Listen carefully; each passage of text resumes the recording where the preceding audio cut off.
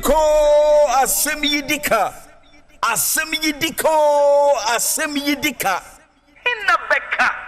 Akwesi insia. Commander 6. Kalo senior. Nyankopon amaye adechie fefe. Ewiemu ate e de amaye. Ensu oto baabi a wo a eye nhira ewia bebo ama foma wo e de ama kama na ejoada. Ere yame ase arepasa achi ebiem. Asem Yi Di Ka bre na edu semedin de akwesi insia. Wanfa chaka se koma miaka 7 nua kwa Melen. Chumo. Ya ofri asante mampo. Kwame. So happy birthday and confirm Miss Gladys Aite. So Miss Gladys Aite, happy birthday. Nyame wonshraw. Onyo kese. Oma wakuma swade nyina emremu emfa emao. That is CEO of Flawless Touch Beauty Parlor. Happy birthday and confirm Miss Gladys Aite. We wish you all the best. Yamana Adom no enkoso nye kese wosum. So na pa yetwa yenkomwa ese ye dia ababedu the peak in our political discussion. That's the fight against Galamsey. And I know me catch that will say the way na ye ko entokwa no ya nhwe ya resource a ye pe no ye sentimenka. And many aje and I know pe ma be chiro video bi yeah, the Westerners say, yeah. The youth, yeah, now no last week, now I shall say, bomb said. I was sent to Quano, yes, she yen ma a team me a year, Galamsey Cosono. Omna see a show mukutupa. Yet town what you know taking up the fight.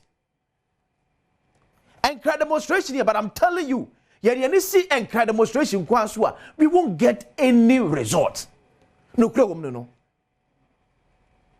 But see mama for na eti baby a yetu Galamsey no adwen basu eye ne town machi sika no se de mo to akade betimi aboa awom so mi akwagina e de yeti Galamsey na for so ba so chen maybe ne ye won kran quickly share video we emabunu ye wa ati akontombra baby akoto ahye Galamsey for even omo twito no emabunu na anwane egina say enough is enough ye ma mo say yensuo Yeba mun say yemfuo. Na mu kodi musika e won krai. Hwe video yi me bai say. Jono.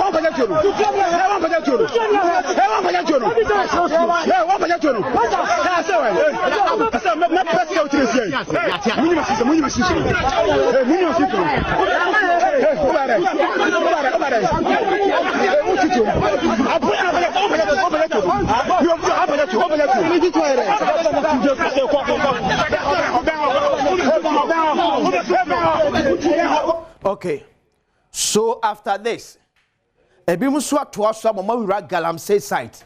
Akofa Galamsey for name mo akasa so ehye no. And you can see that video on your TV. You mo ehye Galamsey for name. Me say this is how or see a buane fighting against Galamsey. Demonstrations near. Yadi body appear abampen for one canom no eye.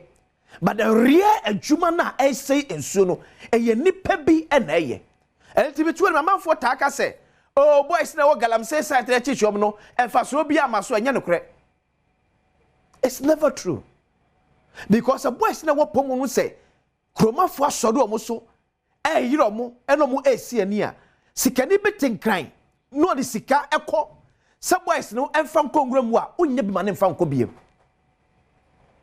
If you are chill from me so angry, fight no angry payo. Yet to be fearing me see and confess you say omoti and crying. yo mo ena ehye boys na chi eye Galamsey tie go hwe san krofo no na ye nyai omo a ya chi omo right in the act mo bi kasa menya adwen ene se ke be ka chance ye chi obi yo de cocaine e kwa amono ni a ye nyai no ni enko hwe ni po de cocaine ni ma no ba ye chi wo airport na kuta cocaine a ye wo na ya chi se puso na be ka ni po de ma wa fine one can ya wasem but who and ya chill et nipa na or you right in the center of the act na e say yensuo e say yenfudie no only o say chin ni court e chem so be she baby you na pia sankofo na ya kwakwa hwese nipa no etia me di ho yawo me this our former president John Dramani mama e ka say oba obema boys na ya chi omo ye Galamsey no some amnesty ya na me ya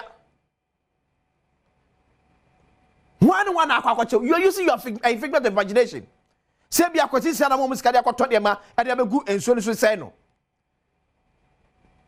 the person that all committed crime no should be made to face the consequences your man brother I to say chi do so na so me chini pa or born the pan so me ya dwuma na fine.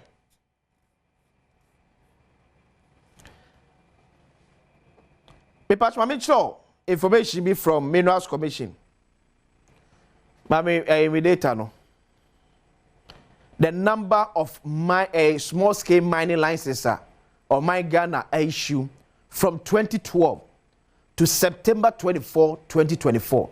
But yes, this is the number of small scale mining licenses Yama Ewomemu from 2012 to September 30th, 2024. In 2012, you issued 332 mining licenses, small scale mining licenses. 2013, and you issued 283. 2014, you issued 105. 2015, and you issued 321. 2016, you issued 361. 2017, you issued 7 small scale mining licenses. 2018, you issue licenses for small scale miners. 2019, and the peja echo 103. Then 2020, and the shoot year, MEMA 621 small scale mining licenses. 2021, and the call 11. 2022, and 148. 2023, and 38. As we speak, as of 30th September 2024, near issue 93 small scale mining licenses. From 2012, embassy 2016, Ghana abide through the Minerals Commission issued 1,402 small scale mining licenses. From 2012 to 2016, Ghana abide issued 1,402 small scale mining licenses. Then from 2017 to September 30th, 2024, Abai issued 1,014 small scale mining licenses. Licenses are validated as of 30th September 2024. Our Ghana for small scale are 984. So it should be set straight. So be catch us and anaku for the buy yama more small scale mining licenses and baby a yentro. No crenim. No crenim.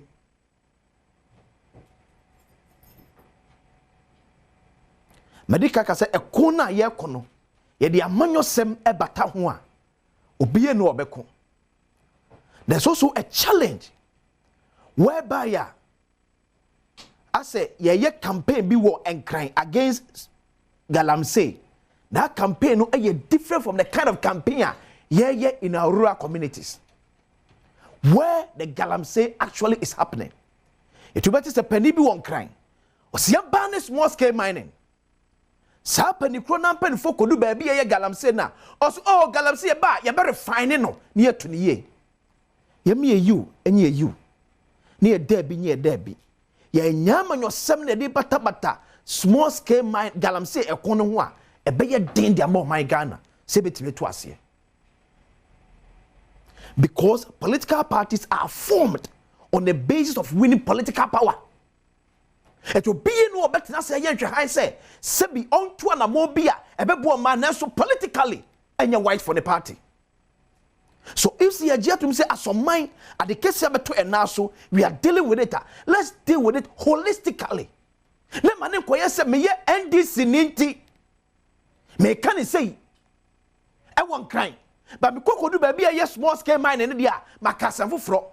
Open sa, and ya a corner walk. But we have political selectivity in the fight. And also fun for Sudibia Magana. I'm in your video way. I don't call you upon Chroma, I think over the weekend. I had something to be about this illegal mining. She video by saying.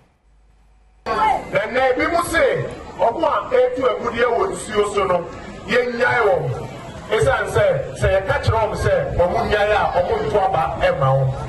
The person can play, and you're playing fun. Say, people not baby, no one against Obama or 4 apple to a good year when in Suso, Mama saying in Sua. Yay, of course, I will be a say, young man conform to a good year when Suso, and say in Sua, and I say, I know him from Adom. The this your tea, I bring we are the police also. Our police for any divers, maybe a chile, a papachino. Me are playing your mobile for your radar, or would you be 7,000 cities? And some of our divers are back to 2 years of their push shooting. It is a bit baby, that's also no so sad. Or the poetia, or almost saying you are. Yay, of course, I will be a say, young movie man, say, yes, you saw no better. The people that you ask us, I know, I say. They will find over to me at you. I buy that one, now so when you see. Okay. This is a member of parliament of a ruling party, or a minister for works and housing. Or see, ye inti mi fa amanyo semninti, enyan hwa man krofo mesey yensuo. Tiam ka se entokwan se ka se ye ko a, yenko emfa woni ba bia ye gina amanyo sem akwemu. Sem ye MPP ni, sem ye NDC ni, sem ye CPP, sem ye PPP, sem ye PNC. Enya no the fighting to kwano. Ye fighting to kwan say ye Ghana fo a amanfo bia pa ye memu a wo say ye made that. And this is how I believe some also kono. Say yes, ma buy na what power. But emma obi hunhun say you fight Galamsey so be to aba de tiaw.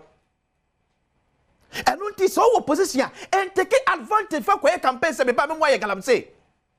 Say if indeed you are ready to fight it. O man you come that say